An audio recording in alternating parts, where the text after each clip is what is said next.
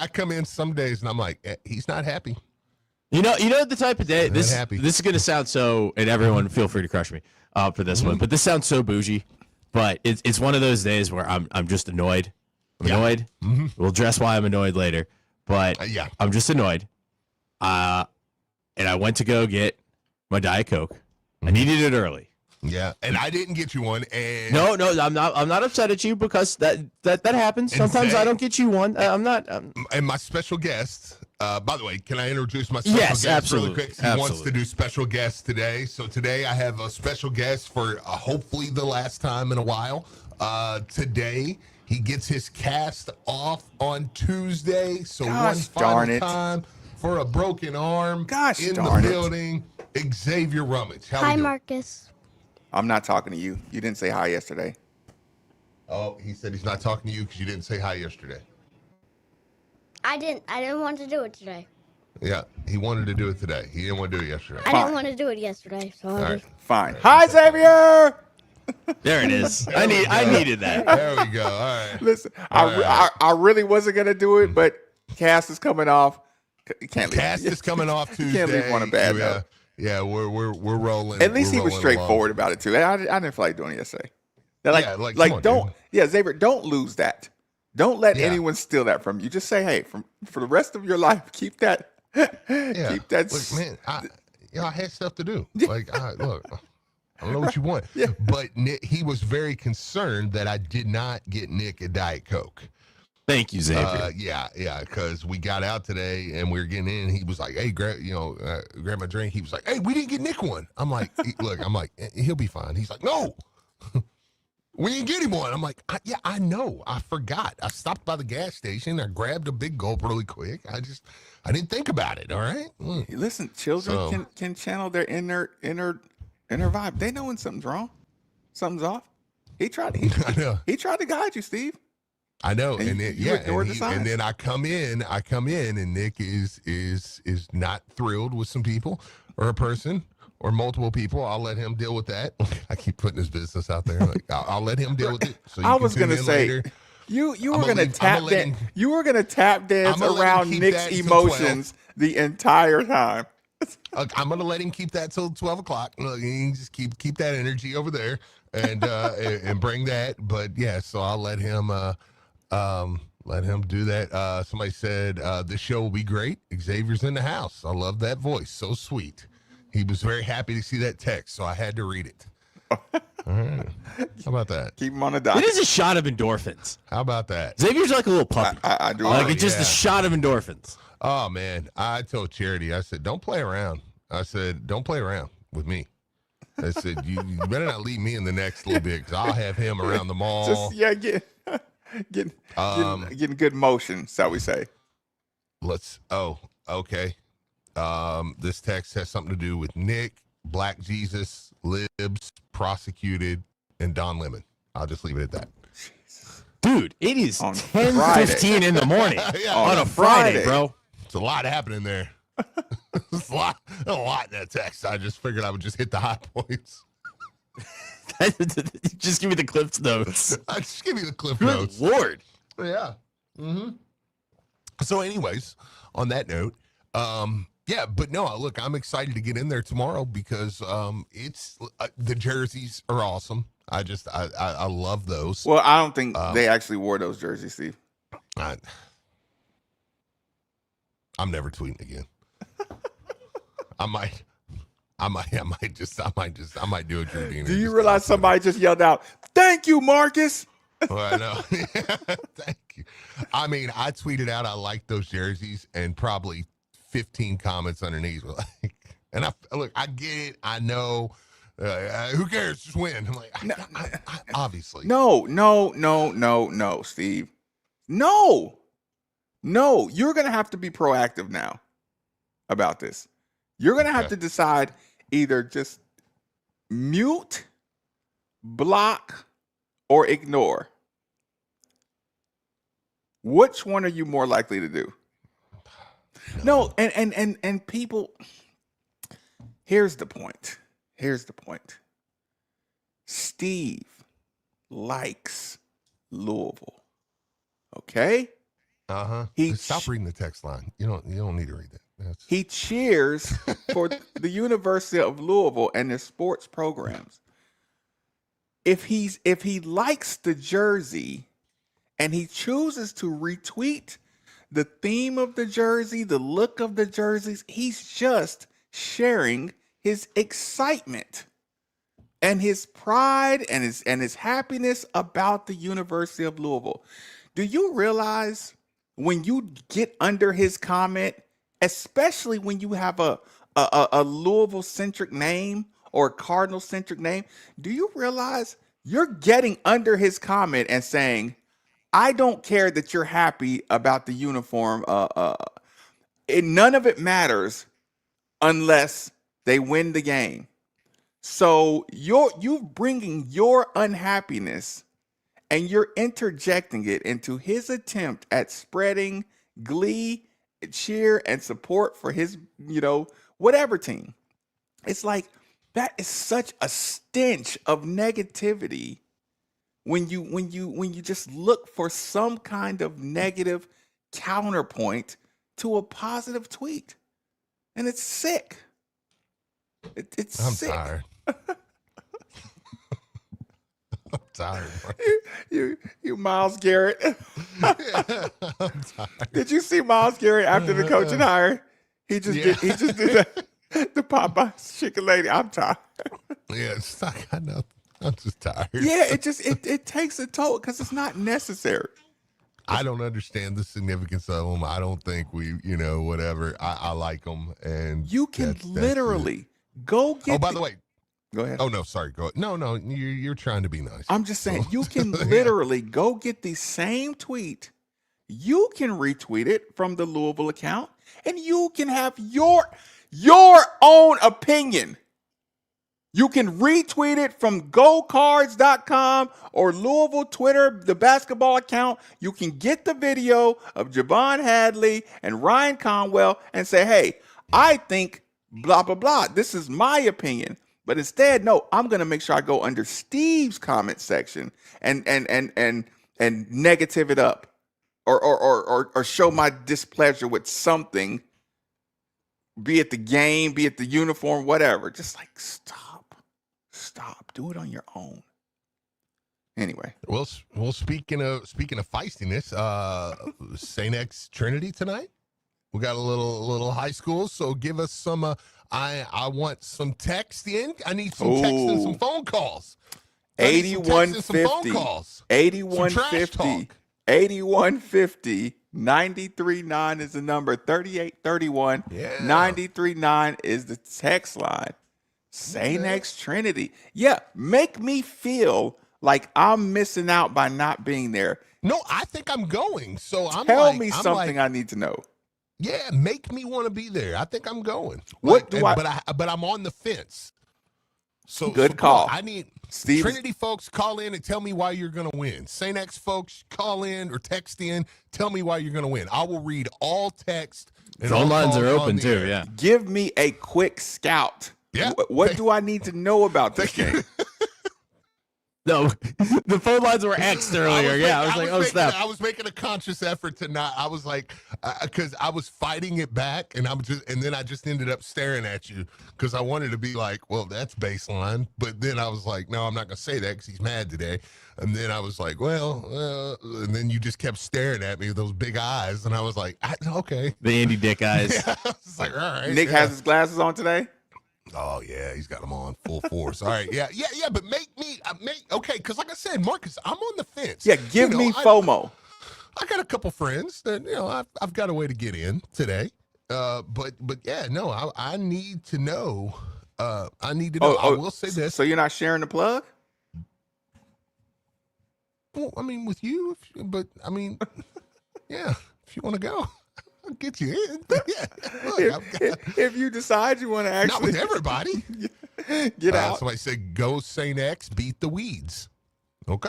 Okay. By the way, we got out of the garage. Yeah, explain that. We got out of the garage this morning, speaking of weed, and Xavier looks at me and he goes, that smells different.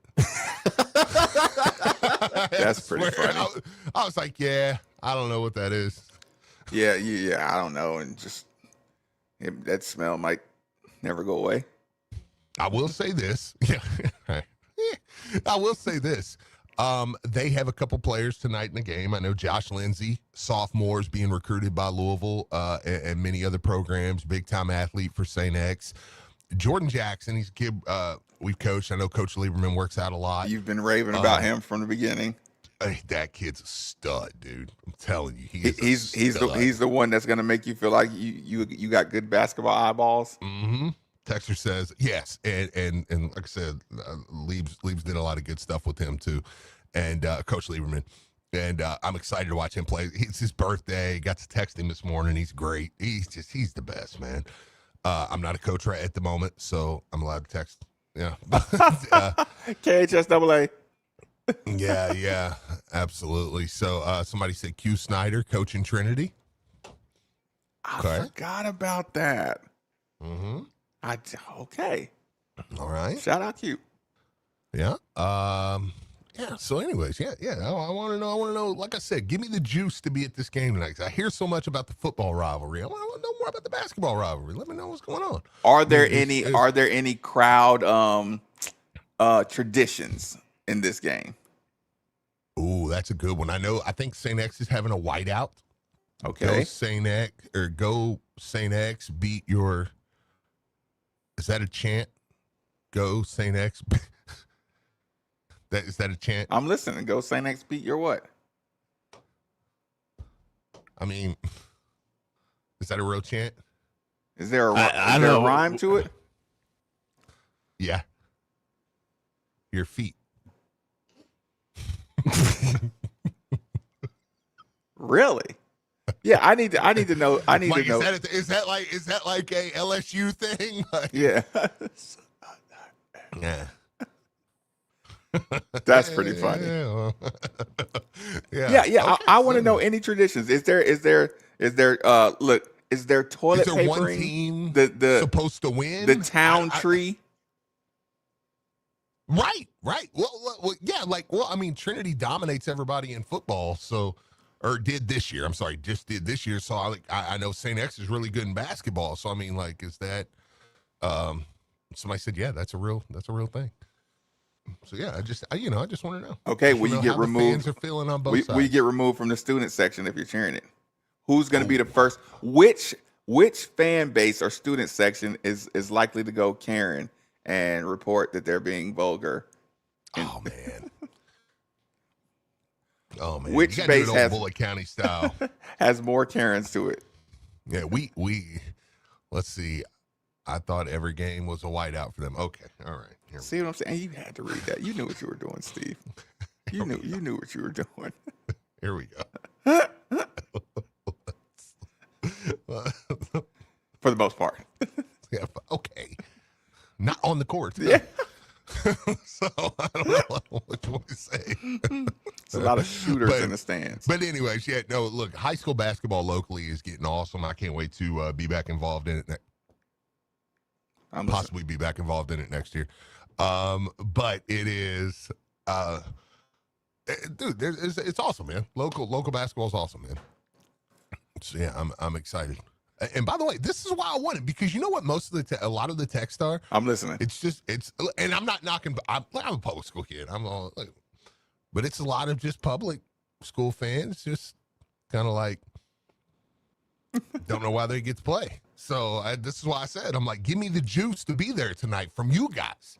I want some St. X Trinity juice tonight. I want to know why I should be there. Is it going to be a good game? Okay. Yeah, because I need to know. Let's do this. Your other option is to be at home preparing for SMU, looking at, the landscape of college basketball, going through portal conversation, all that good, comfortable Friday night stuff. Now, how do we draw you away from that and get you to Trinity St. X? What would you be doing if you weren't doing Trinity St. X? Oh, full SMU, because I'm scared to death. I know that Nick doesn't think it's that big of a game. Sorry. Dang it. Well, I can't stop myself. I'm going back to get his Diet Cokes. Can't stop myself. I know he thinks Georgia's a much bigger game. Even though SMU's ranked higher than Georgia in the net and higher tournament seed, but wait a minute, what? Yeah, it's stupid. But anyways, that was. I'm gonna leave him alone. No, look, Coach Lieberman. I was speaking of Coach Lieberman. I was chatting with him, and I mean, he was just saying just how impressed he was with SMU and how they switch 1 through 5. But get Michael in ball screens, get him in some Spain actions, and he feels like Louisville can really take care of, by the way, somebody says, as a Trinity fan, no, X is going to kill them. Trinity is not good. Okay. Well, that's okay. Neutral fan here will not be a good game. Trinity's not very good. Okay. All right. Wow. All right. I was just asking about okay, but that's what I want to know. Thank you, sir. I'm afraid they're going to freeze. Should we put them back in? Nah. They'll be freezer Diet Cokes? Yeah, they'll be good. Are they canned or are they? Look, I've got another cup of ice because I brought my own Diet Coke. So, yeah. Don't say nothing. But Xavier tried to warn you. Yeah, Xavier warned me. Nick was in such a salty mood today. Surly. Surly. Yeah, surly. But, yeah, so, I mean, I agree with Coach there. I mean, obviously, I think when you get a team like that wants, and by the way, I will go back to all Trinity St. X texts as they come in because I'm curious. Okay. That's the stuff I want to know. Right. Yeah, I don't like that because that feels like I don't see that turns me off from it because if it's one of those things where it's like, we stink, so I don't want to go, like, oh, okay. That's a good point too. Yeah. If you're just gonna be like totally sandbagging it, like no, like what if you get a performance? Rivalries are supposed to shake things up. Yeah, we'll get that dub. When you say scared to death. By the way, people, in continuous, I will do a full scout the next hour after we have Pops Valvano on. But yeah, like I said, just surface stuff when you talk about scared to death. Yeah, I mean, just the fact that, I mean, hey, I say scared to death just because I'm like, hey, this is one of those teams. I mean, it's an NCAA tournament team that can come in, and if Louisville's playing well and Louisville gets them in a lot of ball screens, and I think Louisville can win this game big. Because I think Louisville's a really good team. Mm-hmm. But it's also a team that, like, hey, man, they have the ability to come in and jump on you early and make this a claw from behind grinder win, too, So it's more, for me, it's more that. I say scared to death just because, I mean, I'm putting a little stank on it, Mm-hmm. But I mean, what I mean, scared to death is just like, no, hey, you gotta. I'm more like, hey, if you ain't ready, this team will beat you. Like type, there's a couple teams left on our, Georgia Tech's and maybe a different game here or there. I don't want to say a name because those are the teams that'll beat you, of course, once you say it. But it's like, hey, okay, if you kind of, get caught slipping a little bit, you could probably still win that game. Tomorrow is not one of those. It's a good team, man. I mean, they're a few spots away from being a quad one game. What is Steve Rumage's ideal game? Just you know how we do. Just it's tomorrow, it's 2:00. Give me your ideal situation. Louisville gets off to a fast start. Because I think that this is a team that shooting or inside or bigs. No. I think a little bit of what Coach Lieberman was saying. Watching like Louisville be able to get easy baskets out of the pick and roll situations. Okay, and and some of those might be threes, some of those might be getting Louisville to the rim. Off of actions, off of just balanced offense. dare I say, this is one that when Ali Khalifa comes into the game, Louisville may even be able to take it up another level. You know, there's been a lot of Fru Khalifa together, you know, and it's one that, I mean, I think Louisville can kind of pick on their roster. Yeah, a little bit. And Andy Enfield's style. Just I mean, look, they overplay, but is what can happen is if you will fall into that, and we'll get ready and get the breaks. I want to get a break before we get Pops in here, but if you get into that and you fall into that, it can snowball, man, because they get on you, and they over help, and they over deny, and if you let that snowball start rolling, you'll look up and it'll be an 18-6 game.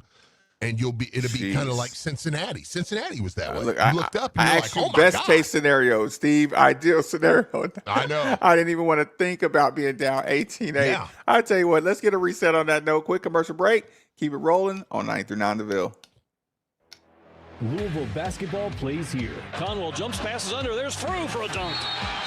It's the Cards hosting SMU with pregame coverage beginning Saturday at 12:30 with tip-off at 2. You know, we've all got our freaking butts whooped before, and that's how I feel right now. We got our freaking butts whooped. We got an opportunity on Saturday, and at this point, getting our team ready for that one is all that matters. And then after the game, it's the postgame show with Taylor Lynch, right here on your home of the Cards, 93.9 The Ville and the ESPN Louisville app. Sports fans, score big at Boom Bars Pizza and Watch Bar. Enjoy gourmet pizzas, game day specials, handcrafted cocktails, ice-cold beer, and the best game day atmosphere in town. Boom Bars is the perfect spot for sports fans, private parties, and gatherings, with state-of-the-art audio and video systems making every game day special for the big game. Boom Bars Pizza and Watch Bar. Eat, drink, watch. Order online at boombars.com. Your home for the best Louisville sports talk is ESPN Louisville, ESPN 680, 105.7 and 93.9 The Ville. Presented by Boomba's Pizza and Watch Bar. Eat, drink, watch. I'm attorney Sam Aguiar. We hear law firms all the time say that they treat clients like family. But at Sam Aguiar Injury Lawyers, it's ingrained in our culture and reflected in everything we do. From the moment you trust us with your case, you'll experience genuine care every step of the way. But don't just take my word for it. Read the reviews of law firms online and see what clients are saying about their experiences. We're confident that you'll see how Sam Aguiar Injury Lawyers stands out from the rest.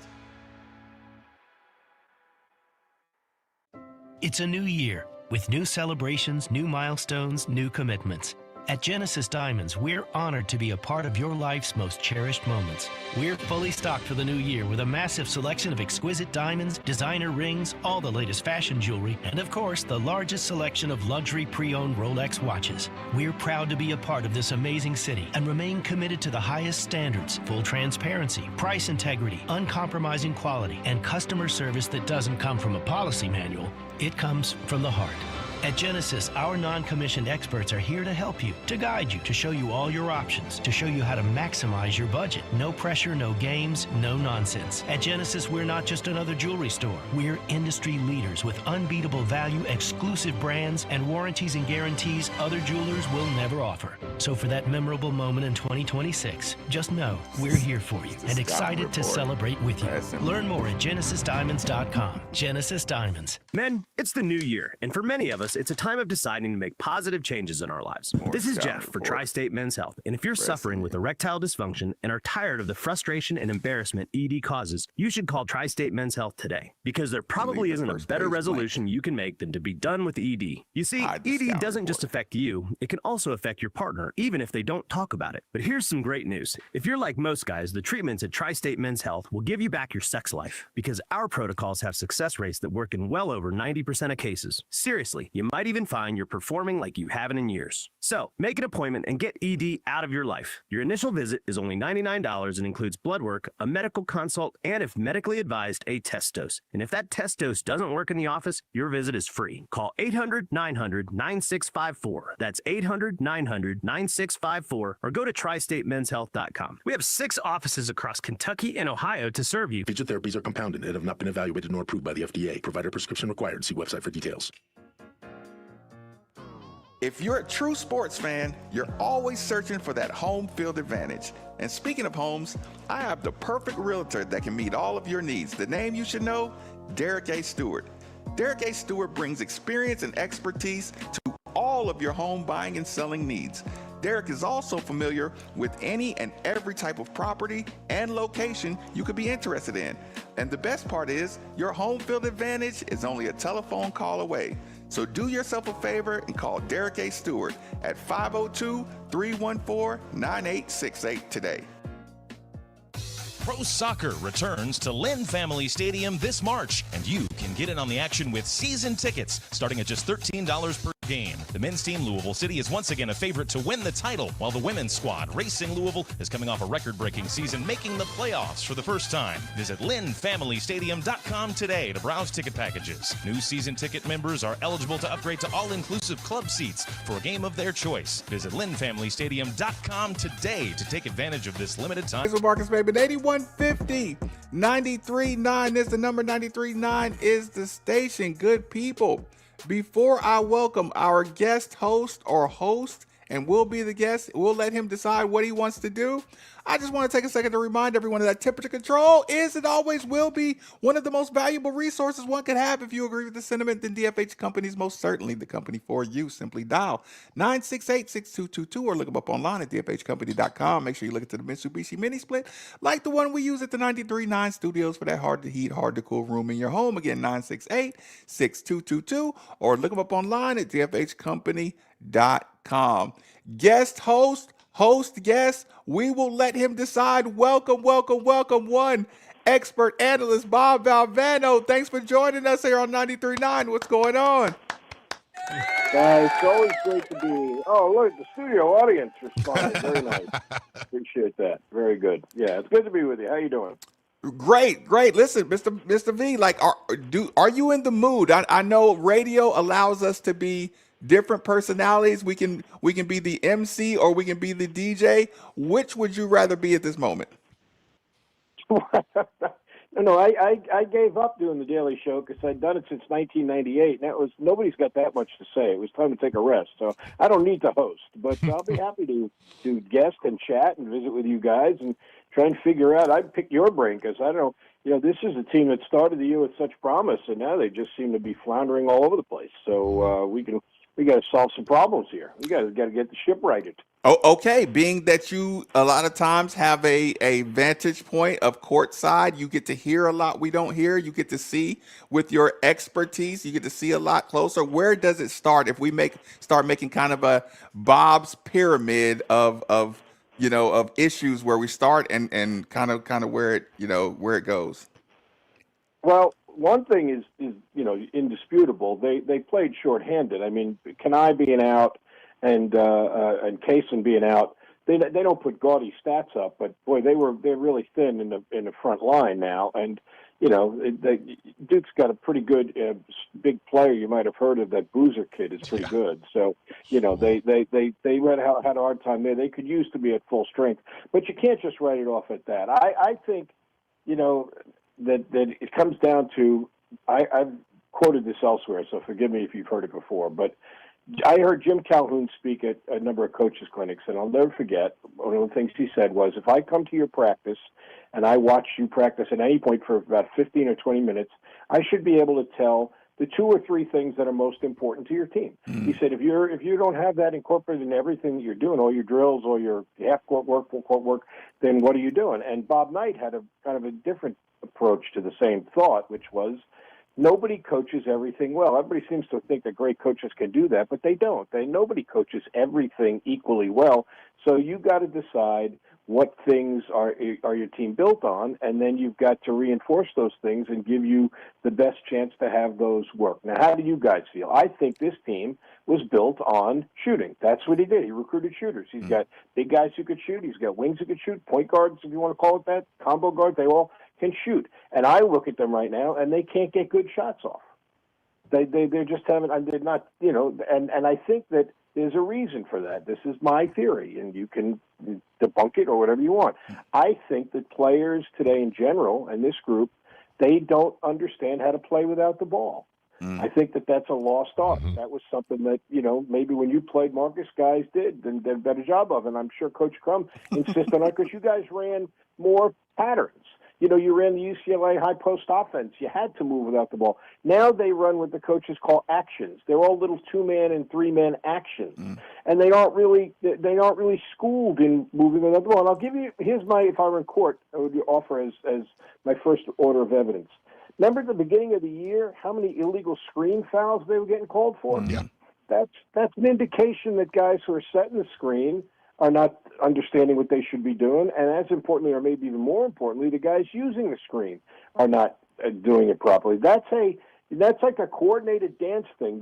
As the screener's coming to get an angle on the defender he's trying to screen, the cutter's supposed to be moving away from the screen and then come to the screen, shoulder to shoulder, and then keep moving when he comes off the screen. Not just come off the screen and, that's the end of it. I'm supposed to get the ball here and shoot it. You keep the defense moving. Well, they're not. I don't think they're doing those things especially well. And when that happens, you are taking your shot a half a count faster. You're not completely open. There's a guy coming out and running at you. UB Brown did that stat where over the course of an NBA season, they charted every shot the Knicks took when he was the Knicks coach. And the difference between shooting open and shooting with a guy, just putting a hand up in your face, the difference was like 30 percentage points. I mean, so if you are not getting free, and it's a cumulative thing, right, guys? I mean, the first guy comes off the screen, he may not be 100% free, but now the defense is starting to move, and now the second guy comes off the screen, he's more free. And then if you get all the way through it, the third guy, he's wide open, he gets the good look. But they're not getting those looks. And then they start rushing, and they're shooting a little bit more quick, and they're taking not great shots. They get impatient. And, I mean, I know Duke doesn't lose. To paraphrase Kurt Signetti, Google them. They win a lot at Cameron. Right, they don't lose a lot there. But you got to score more than 52 points, right? I mean, you can't go in there and have a 50-something. And I think it starts with their offense is struggling. That when they're good, not every team is like this, but when they're good, they have a very high assist total to field goal ratio. Not every team's like that. Some teams are built on isolations, that, but they're not. And so when they're not getting good player movement, they're not getting good ball movement, they're not getting good ball movement, they're not getting assists, and they're having trouble scoring. So I think that starts there for me, because if you score 52 points, you're not going to beat anybody. It's certainly not going to beat Duke and Cameron, and you're going to have a hard time going forward. So that's what I start with. Now defensively. Okay, I was going to say what. I don't want to monopolize the show. So what do you go ahead? No, listen, I'm locked in listening to you. I just wanted to what is your pressure release? If for lack of a better phrase, what's your pressure release kind of theory as far as not getting the cleanest of looks 3-point? Like being, I agree with you. They're obviously designed around shooting. What's your counter? Maybe that's a better phrase for it. Well, I think I don't know. I don't want to make it sound like I want him, because I don't think he's wired this way. Excuse me, Nate. I know he doesn't want to play this way, but I'm going to mention that dirty 3-letter word, sets. Run some sets where the guys, instead of just letting them run these little actions, and they're good when they run them well. They're good, but now they're having trouble. They need help. So run some sets, run plays where, there's a series of screens for guys that are built into you can't run a continuity anymore. There's not enough time with the 30-second clock, but you know what I'm saying, where you can go deep into make them have to guard a bunch of cutters off of screens one after the other, and maybe that cumulative effect gets a guy free.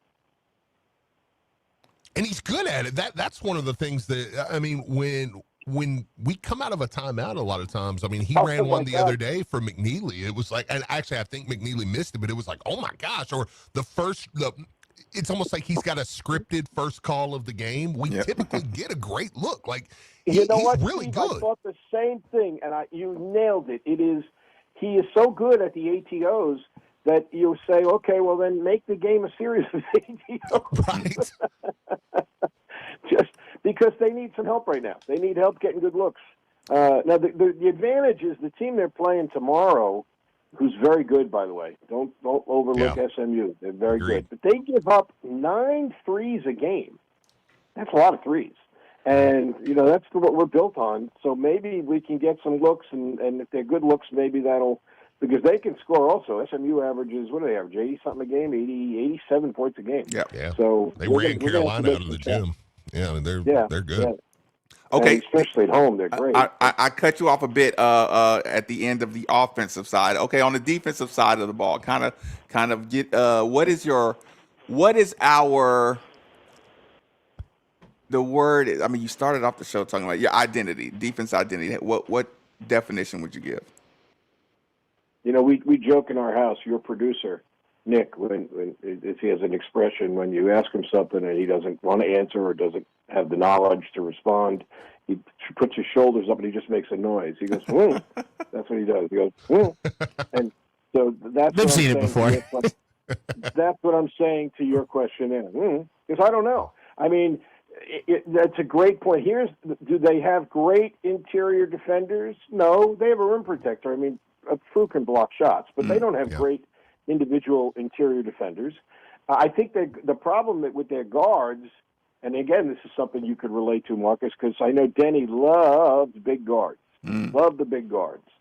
They're not really super big. I mean, they have height. I mean, but they're not strong. I mean, Conwell's built like a brick house. I mean, that kid is built. But the other ones are not really super strong. So, and the way the game's played now, they kind of let the guards hand fight like they do receivers in football. Oh, yes. So, I mean, so as they're coming in the lane, they're getting bumped off a lot. They're coming down the lane, the guy on the dribble, and they're bumping our guards out of position, and then they go by him, and then, you know, now we're in trouble. Now you got the merry-go-round going. You got guys running all over the place trying to rotate. So I don't think they're doing a great job, the guards are, of keeping the ball out of the lane. The interior defenders are not great straight-up defenders. They can block shots, but they're not great interior defenders there. And so I don't, you know, I'm going to say, and here's another dirty word, but this is just how I was wired.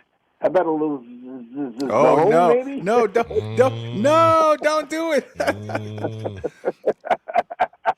It's been a conversation, Coach Valvano. It's been a conversation. I will say that. Well, I mean, and here's why. Now, again, here's the problem. You say zone, and a guy listening envisions the zone they're playing, the 2-3 zone with, you know, fat guys in their church league, you know, where they just stand there around waiting for you to shoot the ball. Without question. I'm not talking about that. I'm talking about having a zone with, you know, let me circle back to the beginning of the answer.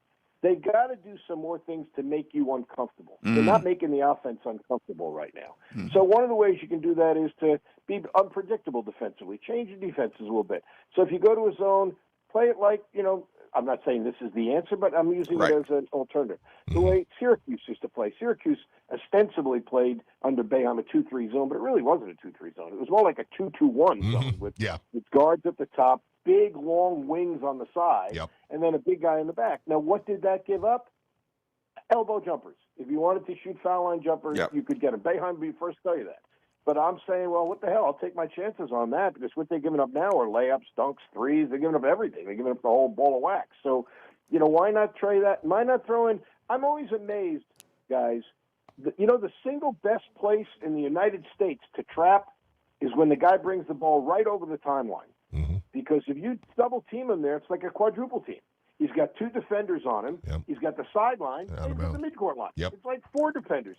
So they run that little press. They've given some teams problems with it. The guy brings it over the timeline. He dribbles it right into the corner over the timeline. I'm thinking, I almost want to go trap him. I want to jump up from the table and That's go, right in front of your face, too. And they just let him out of there. And I don't understand. Maybe mix up a trap there on occasion. Again, you know, if you had 10 different coaches trying to address the situation, you might get 10 different solutions. But my whole point is try something else rather than just going to the center of the ring and trying to slug it out with people, because I don't think this team right now is wired for that. Their interior defense leaves a lot to be desired. Their guards are not strong enough to keep out of the lane, and they're not getting you off balance by changing defenses. I don't know why people are tough. You play a zone and a guy makes a 3, oh, my God, you'd have thought we just had a breach of national security. I mean, they make threes on anything. I mean, but they come out of it so fast, and if you play a zone properly, it's harder to get a 3-point shot off against the zone than it is a man, to be honest with you. I mean, if a zone should give up the way Boeheim played it, for example, is the mid-range shot. It shouldn't give up layups, and it really shouldn't give up threes if you are playing it. You got to work at it, but you can play it effectively against the 3-point shooting team as well. But teams are, they're afraid of talk shows. Steve, playing zone. They made a three, and they didn't know what he was doing. Listening to Bob, he sounds like the coach that tried to sell me on, you have to play harder in zone than you do in man to man, and I'm like, was that what Mark Gottfried? Which one? That wanted you? Somebody gave you that sell, right? It's like, come on, coach. Like, no, look, once you go zone, coach. Well, you want to know the truth? That leads to another thing. You do have to play harder in zone than people think. Yes. I mean, it's not your 2-3 in the local search league. But you make another good point. They are having to work so hard defensively because they're not great defensively that I think it affects your offense. You come down and you're a little bit fatigued from working your ass off at the defensive end, even though you didn't get anything done, and it impacts your shooting. So maybe they would be a little bit fresher, if they don't have the depth, because I don't know who's going to, from game to game, I have no idea who's ever going to play on this team. So, I mean, if they don't have the depth, then maybe it covers for that a little bit. Yeah, so that's another thought. Yeah, that's a kind of another observation. Like when I say a compliment to get them to play as hard as they do, because they don't look like they're if a team loses like that to Duke the way they lost, you usually think they're not playing hard. But I'm like, no, I feel like they're playing hard, but sometimes they don't have an answer to the. I'm so glad to hear you say that, because I am so sick of hearing that from. We need some guys who care, want to play hard. I was going to be like, I hate to be like, as those of us who, all of us have coached or played, that you want to be that guy. Well, you don't know because you didn't coach or play. That pisses people off. But in that case, I have to say that because, the example I give is, I don't know, what's a good number to bench press? I'll make a crazy number. I'll say we went to the gym right now and you bench press 300 pounds. And then they said, okay, Bob, you get in there. I promise you, I could try as hard as I could try. I'm not bench pressing 300 pounds. So it's not always an indication of effort if you don't get something done. Sometimes it's other things. And I agree with you. I think they're good kids. I think they're trying hard. They're lost a little bit right now, and they got to make some adjustments. And people have scouted them, and they are, now they've got. That's the thing. You get so many new players. It takes about 8 or 9 games before people really can see what kind of tendencies you're going to have. And now they're making their adjustments. Now you got to have some counter adjustments, and that's the phase of the season we're in right now, I think. Oh, okay. Question about Michael Brown. What do you think about his development and adjustment to the college game over the course of the season?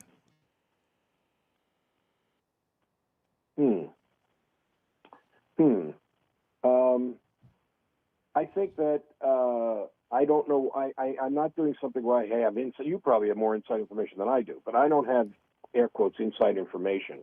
But that stretch where he was out so long, there was some things were a distraction. Whether I have no idea whether they were mad that the injury was more serious than people wanted to give him credit for, or there were other issues at work. I don't know. I'm not going to get into it because I have no knowledge of that, so I'm not going to speculate. Having said that, I think that came very close to sabotaging the whole season because for 2 reasons. One, whatever was going on where he wasn't playing, they were they built the team around him, basically. You get a guy who's considered a generational recruit.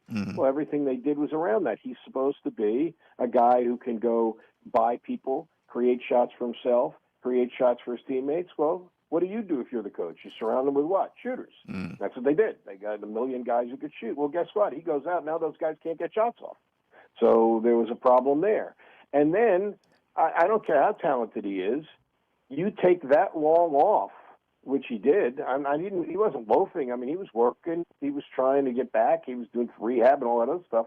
But you take that big a gap out of your season, you're going to get a 1 for 12 at Duke. That's what you're going to get. I mean, that's what happens. And also, the rhythm of your team gets all disrupted. They had a nice rhythm going. He goes out. They're trying to play around that. They were doing it with some varying degrees of success, and now all of a sudden, boop, he's back in there again. And now you got to overhaul everything again. And so I think that probably didn't answer your question specifically about his individual development. I think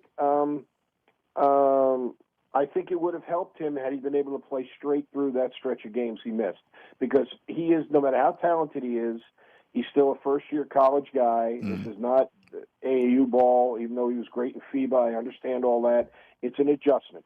And I think he was adjusting. He had some rough spots, but he had some really, really good games, too. We all know that. Yeah. And so I think it was a matter of he was going to get more consistent having those really good games. Well, then the whole thing just got short-circuited. And now it knocked him all the way back to square one. Now he's trying to build up the momentum again and get consistent again. And the team is getting acclimated to having him play again. And so, yeah, I think sabotage may have been a bad choice of words because it sounds like somebody did it deliberately. Derailed, maybe, but you get the gist of what I'm saying. It really was a big jolt, a gigantic jolt. And I don't know, tomorrow's weird for me. I don't know what the hell we're going to get. It's a very good team, a very up-tempo team, and they could beat them by 20, they could lose by 20, or everything in between. I mean, am I wrong, or what do you think? Listen, Steve and I both spent the last 2 days talking about the danger of these kind of teams. We both kind of agree styles make fights, so it could be, boom or bust. I guess that's the excitement of the team. Just straight up. SMU just straight up is good. I mean, they're 31 in the net. I mean, they're projected to be an 8 seed in the tournament. Like, they're not a bubble team. I mean, that's why I'm kind of surprised it's not really getting treated like a bigger game than it is. I'm like, this is a really good team. This is a very big game. This is a very, very big game against a team that is positive in all the meaningful stats. They shoot 49%. They only give up 42%. Mm-hmm. They get to the free throw line more than you do. They make almost 3 free throws a game more than you do. They out-rebound their opponents by 4 a game. They have a positive turnover margin. They get about 2 extra possessions a game. They've got a great backcourt guy when the game's close. Boop and Miller, he wins games like in the last minute, like every other week, it seems like. I mean, that kid's become the player of the week of the conference like 3 different times. That's always dangerous, close games. They're confident they're going to be able to win it. So, yeah, it's not going to be easy. It's going to be a tough game, I think. But, we'll see. They got to respond to the challenge. We do appreciate you. Listen, I know you miss it more than you care to admit. And I want to take advantage every time you have a moment where you just want to, get on here and chop it up, talk a little basketball. Please, please, please tell Nicky. Just let him know what time you plan on calling in, and he'll be the producer that produces. You got to remember, we're Italian, though. We'll form a power block and try and squeeze you 2 guys out. Yeah. I love it. You don't want appreciate the honesty.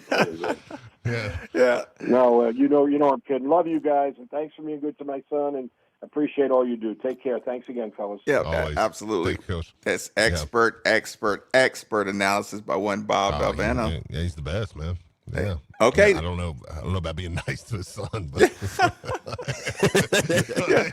I'm like, so you don't listen. Okay, good. If you consider us nice, then what kind of torture do you put him through? What did this poor baby put up with his whole life? Well, listen, guys, I'm getting ready. I'm setting up to do the full scout. So you want to give me a shout out, Steve? Yeah, just real quick, right before we get out of here, let me remind you about my friends over Tri-State Men's Health. Get out there, check them out, tristatemenshealth.com. You want to sound like a Bob Valvano? I mean, man, that guy just 69, right? Didn't he just turn 69? Nice, yes, 69. And he has, I mean, you hear him. I mean, he's got as much spry for the game right now as anybody. I hope to be that when I'm 69 years old. So get over there, check them out. Listen, if you need testosterone, energy, when you take that low T quiz, it's 10 questions, 2 minutes, yes or no answers. They'll help you out to learn a little bit about yourself and what you need to do. And if you sign up for testosterone the day of that appointment, they'll waive the $99 fee completely. You can go in, check them out for their weight loss program. The weight loss program, men or women can be involved with their trizepatide or semaglutide programs, or if you're one of the 50% of men over the age of 50, which Bob is clearly not one of these, right? You hear that? You hear that? Dealing with erectile dysfunction, you can get checked out over there with over a 90% success rate. So get over there, check them out, Tri-State Men's Health, and let them know you heard about them right here on 93.9 The Ville. Yeah, shout out to Pops, man. Appreciate shout out to Pops. Really, a lot of good texts come in, a lot of good.